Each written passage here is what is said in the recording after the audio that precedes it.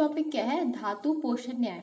इसमें हम लोग पढ़ेंगे बेसिकली 3 थ्योरीज, जिससे हमें पता चलेगा कि धातु का पोषण किस तरह से होता है।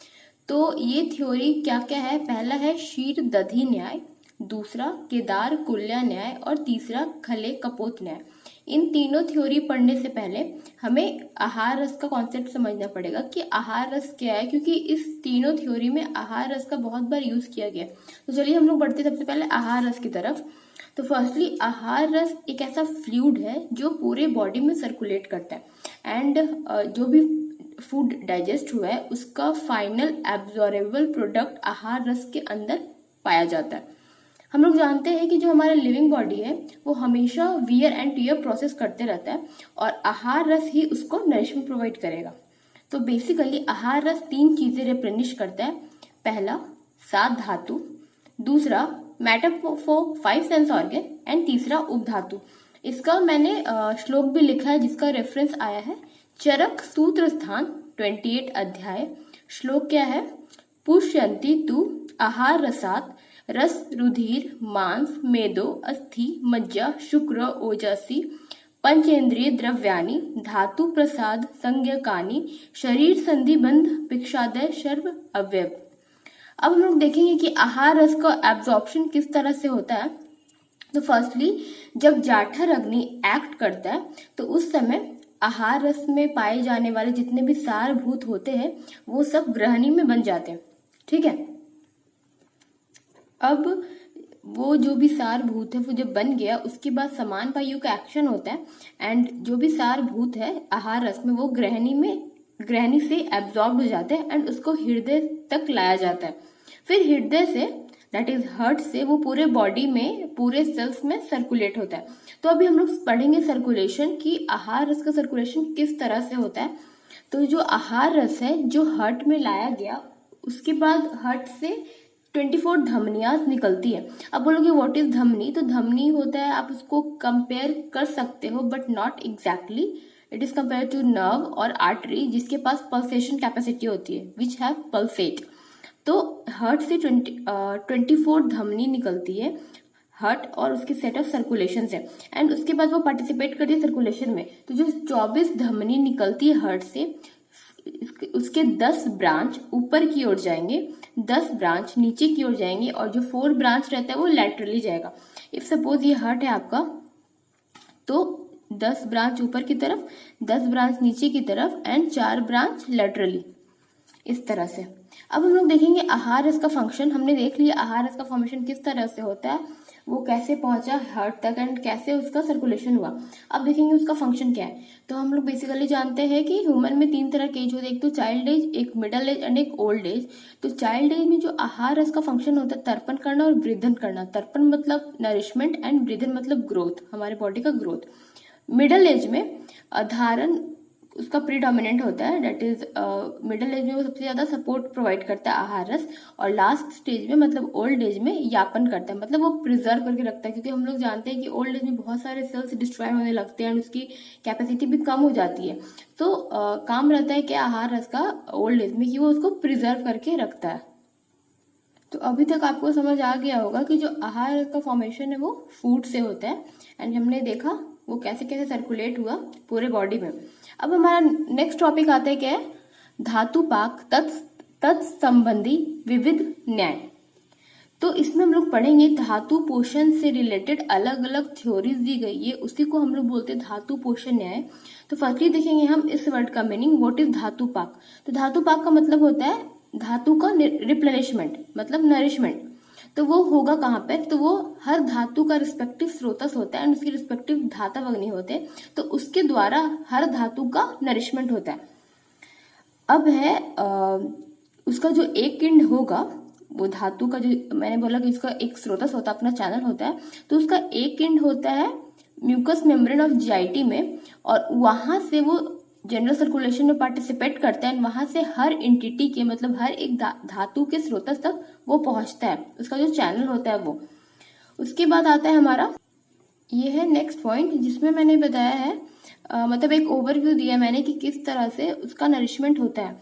तो फर्स्टली सपोज आहार रस और रस दोनों फ्लूइड होते हैं तो वो आप डिफ्रेंशिएट नहीं कर सकते, दोनों स्रोतस में आया मतलब रसवा स्रोतस में आया, क्योंकि यहाँ पे मैंने रस धातु लिखा है, आया, वहां पे प्रेजेंट रहती अग्नि, दैट इज धातव अग्नि, तो वो डाइजेशन करेगा आहार रस का। उसके बाद वो सार और कीट में विभाजन होगा। तो जो सार भाग रहेगा वो धातु को रिप्लेनिश करेगा, मतलब वो रस धातु को ही रिप्लेनिशमेंट प्रोवाइड करेगा।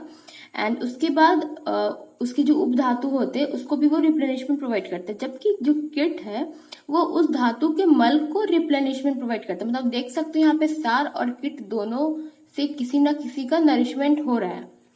अब है कि हम लोग जानते हैं कि जो 7 धातु हमारे बॉडी में प्रेजेंट होते हैं उसको हम लोग बिल्डिंग ब्लॉक बोलते हैं लिविंग बॉडी का। और अभी हमने देखा रिप्लेनिशमेंट ऑफ धातु, तो उसके रिप्लेनिशमेंट के लिए कुछ मेटाबॉलिक एक्टिविटी होती है, और वो एक्टिविटी होने के लिए उसे टाइम चाहिए। ये नहीं कि अगर अभी आपको चाहिए कोई चीज में नरिशमेंट एंड वो तुरंत मिल जाएगा, उसके लिए टाइम चाहिए प्रॉपर। तो अगर सपोज इमरजेंसी कंडीशन आ गई तो क्या होगा, तो इमरजेंसी कंडीशन में कुछ और भी तरीके होते हैं जिससे कि वो पर्सन का फंक्शनल सर्वाइवल रह सके।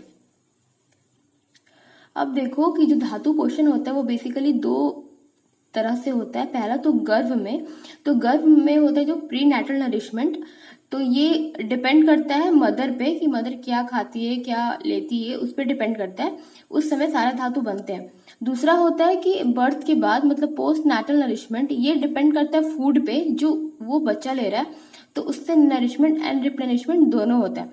तो अब आप देखोगे कि जब उसको नरिशमेंट प्रोवाइड हो रही है तो उसमें भी 2 तरह के न्यूट्रिएंट से उसको मिलती है नरिशमेंट। कौन कौन तरह से? पहला तो है आहार रस में जो न्यूट्रिएंट पाया जाता है उससे सारे टिश्यू का नरिशमेंट होता है, ठीक है। दूसरा है एयर इनहेल्ड इन लंग्स।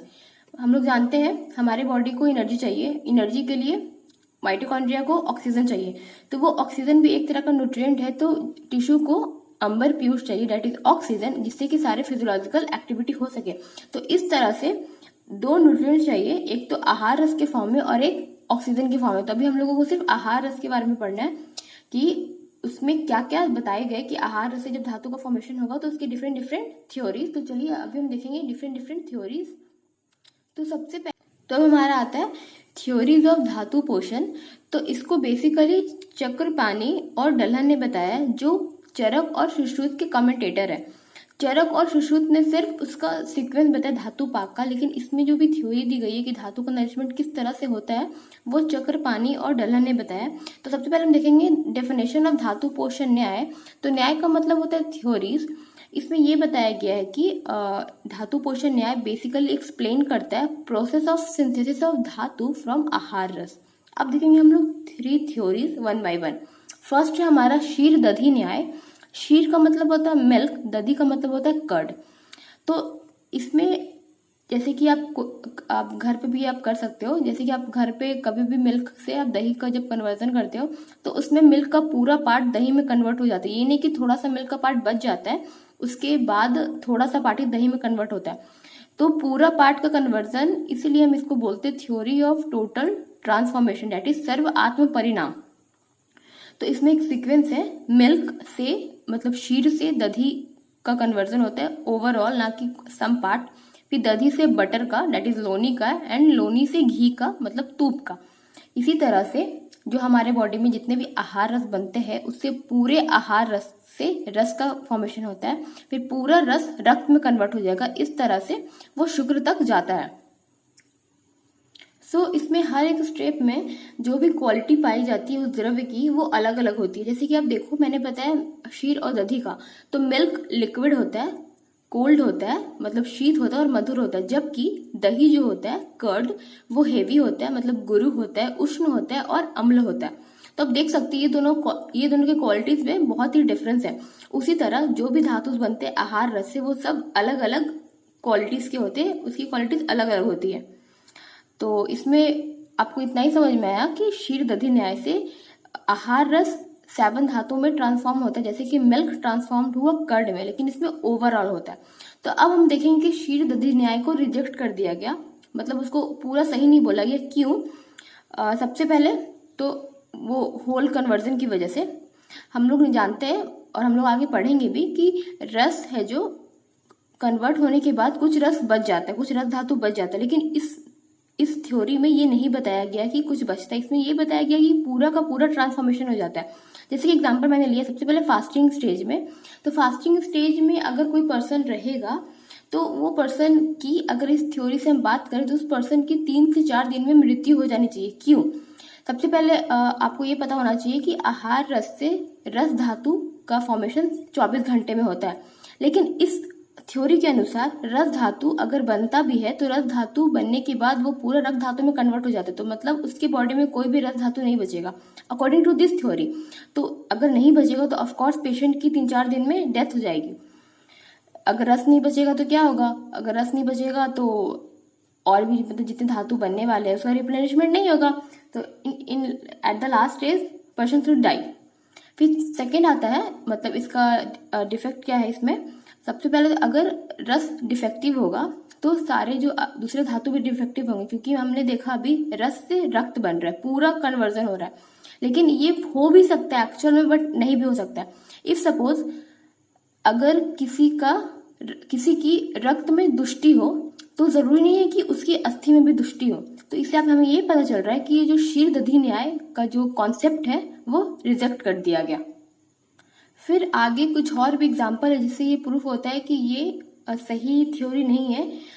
अभी क्या है कि जो मिल्क हम लोग जानते हैं कि वो शुक्र धातु को इमीडिएट नरिशमेंट प्रोवाइड करता है, लेकिन इसके अनुसार शुक्र धातु को बनने में 30 दिन लगेंगे, क्योंकि वो एक पूरा सीक्वेंस से होके आ रहा है रस रक्त वैसे। फिर है क्या, अगर कोई ओबेस पर्सन है तो उसमें मेद धातु बढ़ जाता है, लेकिन अगर हम इस थ्योरी के अकॉर्डिंग चलेंगे तो अगर मेद धातु बढ़ता है तो अस्थि धातु को भी बढ़ना चाहिए, लेकिन ये होता नहीं है एक्चुअल में। अब आता है हमारा दूसरा थ्योरी, केदार कुल्या न्याय। केदार कुल्या न्याय को एक तरह से हम थ्योरी ऑफ इरिगेशन भी बोल सकते हैं। क्यों? अभी आगे देखेंगे। केदार का एक्चुअल मीनिंग होता है सोर्स ऑफ वाटर, मतलब कोई वाटर का सोर्स, जैसे कि आप डैम ले सकते हो, फील्ड ले सकते हो, फिर वेल ले सकते हो। कुल्या का मतलब होता है चैनल। तो इस थ्योरी को हम बोलेंगे theory of circulation and transport, that is कर्म परिणाम। तो देखो यहाँ पे मैंने छोटा सा डायग्राम बनाया। सबसे पहले तो ये हमारा वाटर सोर्स है, दैट इज केदार है। सपोज हम मानते हैं ये वेल है। फिर ये हमारा अलग अलग वाटर चैनल्स है, सिरा, दैट इज कुल्या। और यहाँ पे मैंने चैम्बर्स बनाए अलग अलग धातु के, रस रक्त। तो इस थ्योरी में बेसिकली ये बताया गया है कि जो पोर्शन ऑफ फार्म जो नजदीक होगा वाटर सोर्सेस के उसको वाटर जल्दी मिलेगा, एंड जो दूर होगा उसको बाद में मिलेगा, मतलब वो धीरे धीरे दूर के पास जाएगा।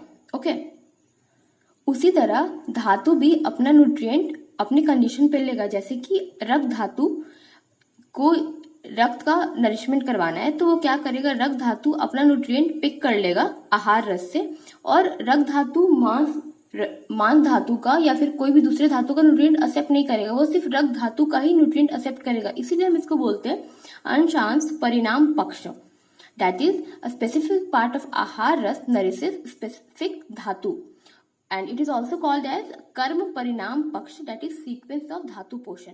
अब है कि इसको रिजेक्ट है, इसके रीजन ऑफ रिजेक्शन क्या है, तो उसके मैंने कुछ एग्जांपल लिखे। तो फर्स्टली मैंने मेरिट बताया, फिर मैंने डीमेरिट बताया। तो सबसे पहले है कि जैसे कि हमने देखा क्षीर दधि में कि उसमें कंप्लीट ट्रांसफॉर्मेशन होता है, तो इसमें ये बोला जा रहा है कि अगर इस थ्योरी के अनुसार अगर रस धातु में कोई दुष्टि नहीं हो लेकिन रक्त धातु में दुष्टि हो सकती है, मतलब रक्त धातु डैमेज हो सकता है।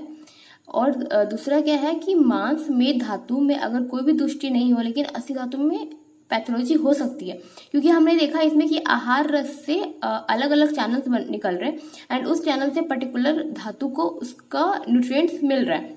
लेकिन इस थ्योरी से हम ये नहीं बता सकते, क्योंकि हम लोग एक जानते हैं प्रॉपर सीक्वेंस होता है रस रक्त मांस मेद अस्थि, तो इससे हम वो नहीं क्लियर कर सकते। इसलिए ऐसा बोला जा रहा है कि अगर हमें ट्रीट करना हो अस्थि, मज्जा, शुक्र या फिर कोई भी धातु को, तो ये दोनों थ्योरीज वर्क नहीं कर सकता अकॉर्डिंग टू दिस रीजन। हमारा तीसरा आता है खले कपोत न्याय, जिसको हम बोलेंगे थ्योरी ऑफ सेलेक्टिव एब्जॉर्प्शन और थ्योरी ऑफ सेलेक्टिविटी। तो अभी हम वर्ड का मीनिंग देखेंगे।